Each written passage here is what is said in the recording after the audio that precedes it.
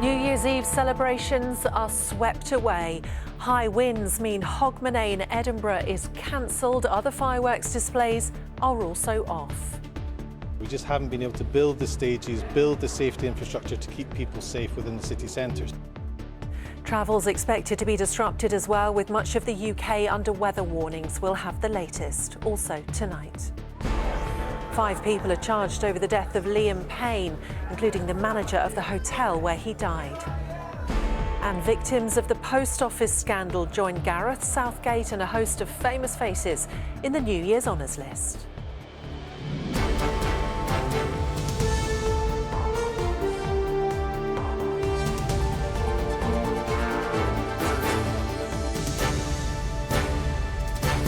This is ITV News with Yasmin Bodalbhai.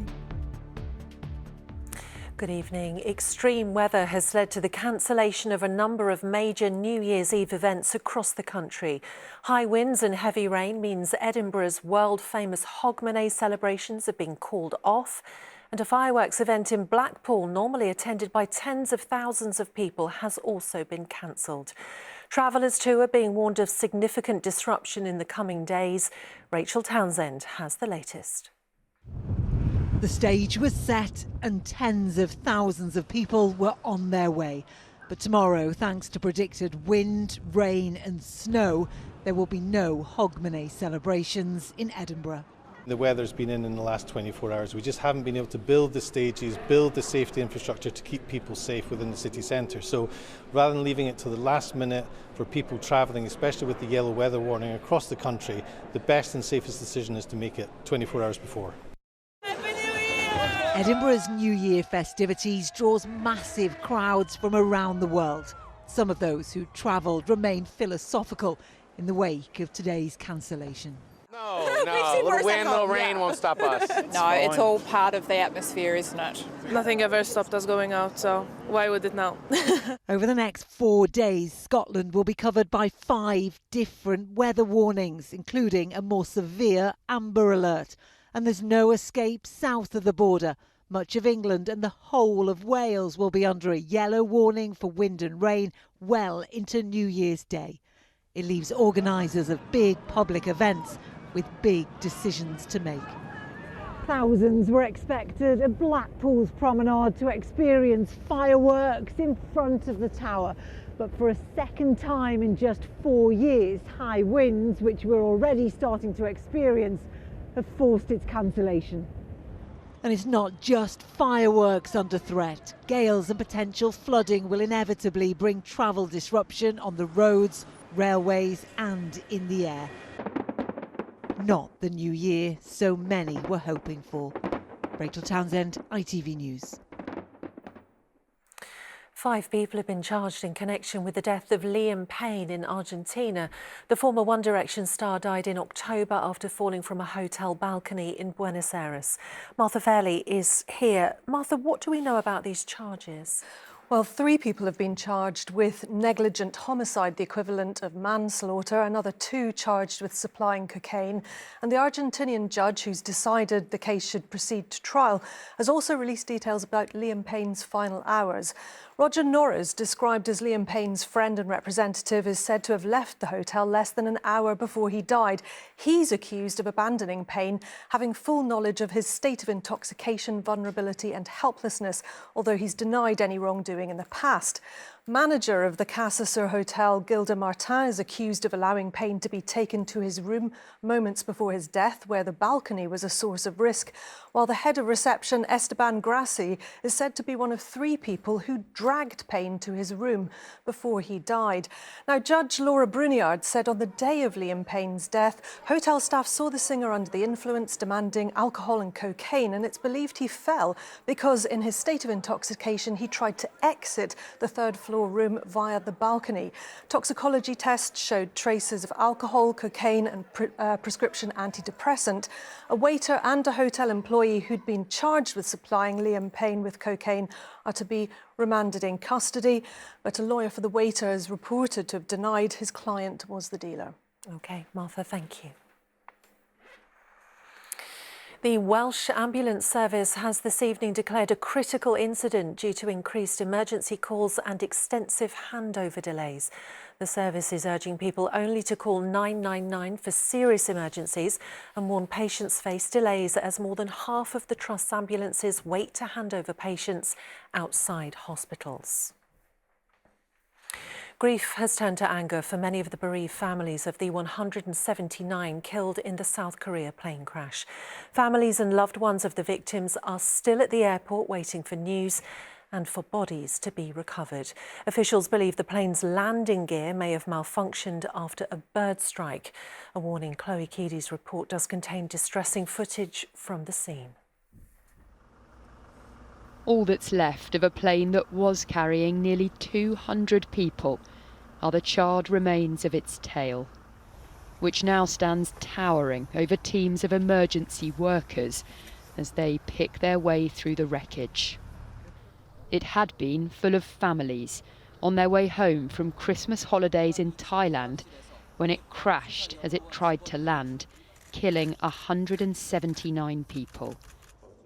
Inside South Korea's Muan airport, relatives desperate for news slept in makeshift tents overnight.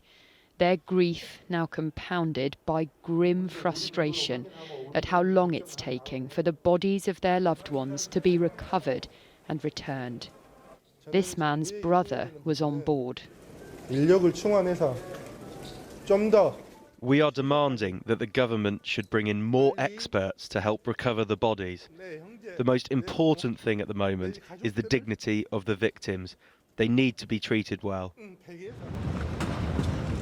Visiting the crash site, South Korea's acting president ordered an emergency safety inspection of the country's entire aviation system.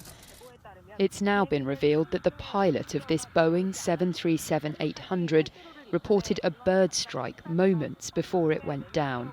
But there are questions over what caused the landing gear to fail and why a concrete wall had been built so close to the end of the runway, which the plane crashed into before exploding into flames.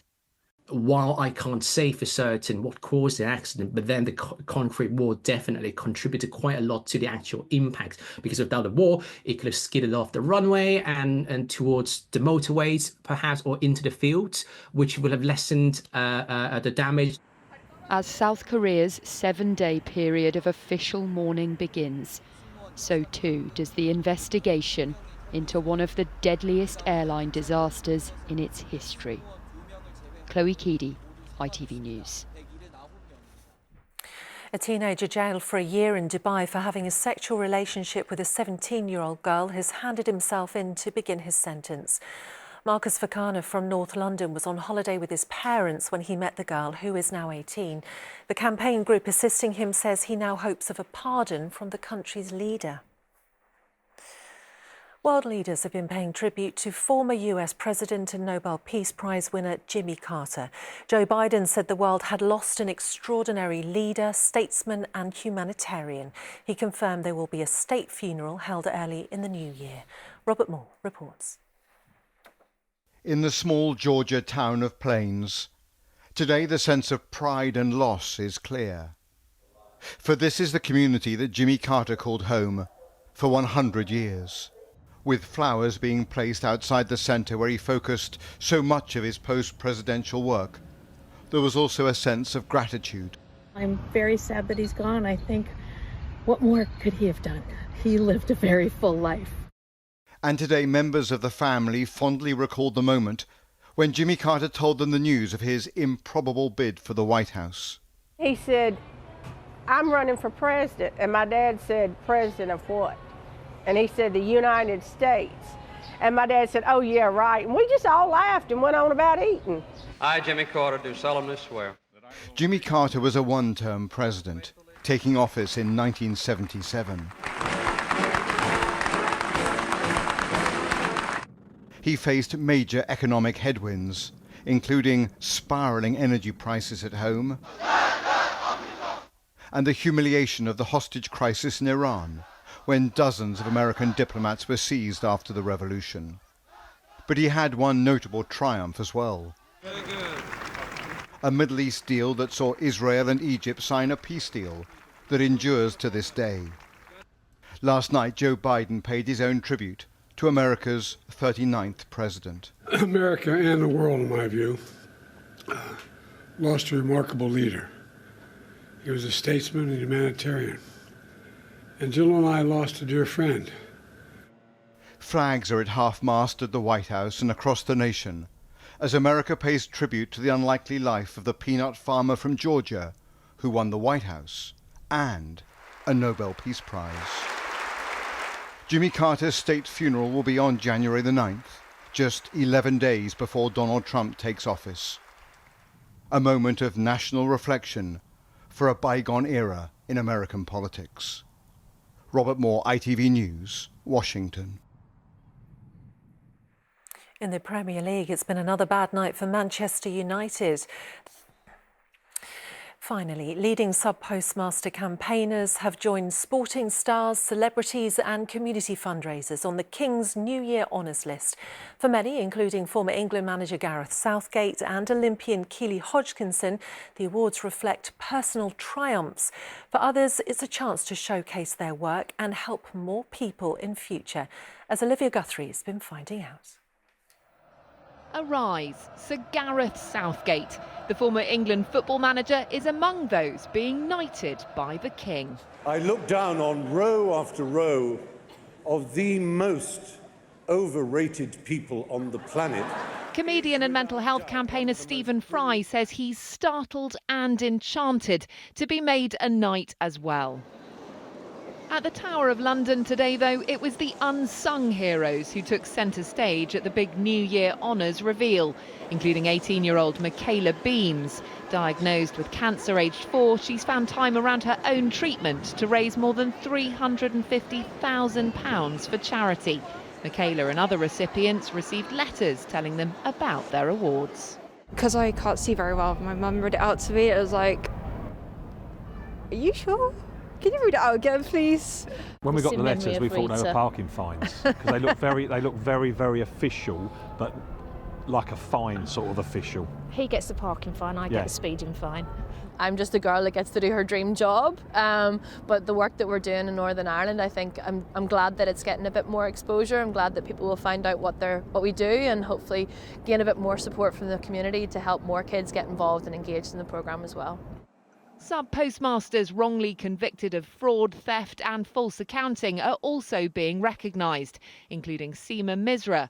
Pregnant with her second child when she was jailed, she hopes her gong will boost the sub-postmasters campaign for justice. Hopefully it will help us to empower our fight more as well. It will give more energy, more fuel for our fight. London Mayor Sadiq Khan says he's truly humbled to be knighted, despite an online petition to stop it happening gaining more than 200,000 signatures. Olympic gold medalist Keely Hodgkinson has been given an MBE. Hello and welcome back to Manor Farm here in misty Hampshire. TV gardener Alan Titchmarsh has bagged himself a CBE. Very good of this Robin to come out and join the celebration, really. I mean, it's such a great honour to get it for oneself, obviously chuffed to bits, totally unexpected, but particularly for horticulture and the charities connected to horticulture.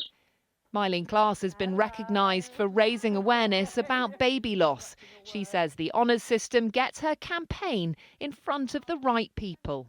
You're put forward by the Prime Minister to the King. So that's a lot of people that get to see within those two houses, or those departments, if you like, that get to see the work you're doing. Mylene says her campaign for women and babies' health is only just getting started.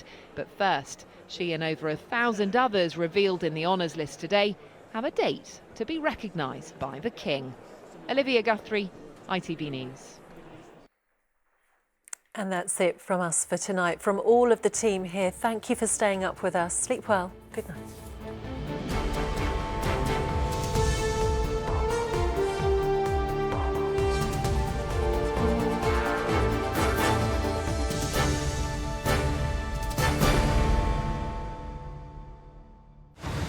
The tomorrow. Start your New Year's Eve with us here live on Good Morning Britain. Ahead of the new series, Traitors winner Harry Clark joins us. He'll reveal behind-the-scenes secrets from the show. And stories from his whirlwind year. I've just won 95 grand. That's tomorrow from 6 on Good Morning Britain. See you there.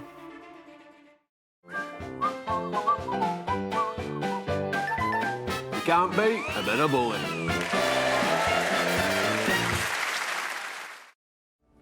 Visibility may be low this evening as the cold weather hits. Heinz Soups sponsors ITV